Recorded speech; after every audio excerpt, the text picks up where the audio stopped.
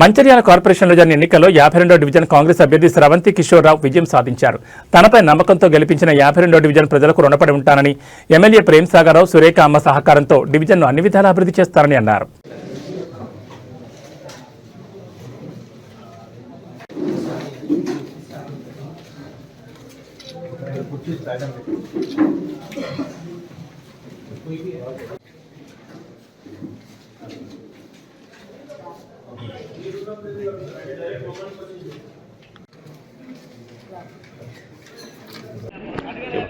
నాకు అవకాశం ఇచ్చిన మంచిర్యాల ఎమ్మెల్యే శ్రీ కొక్కిరాల ప్రేమ్ సాగర్ రావు గారికి, సురేఖమ్మ గారికి నా ధన్యవాదాలు.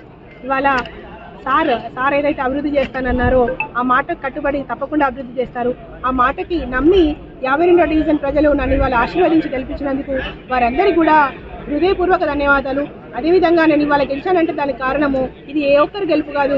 ఇవాళ మొత్తం 52వ డివిజన్లో ఉన్న 3 కాలనీల నుంచి కూడా పెద్దలు, సహోదరులు అందరూ కూడా నాకు వెన్నంటి ఉండి సొంత చెల్లెల్ని గెలిపించుకున్నారు.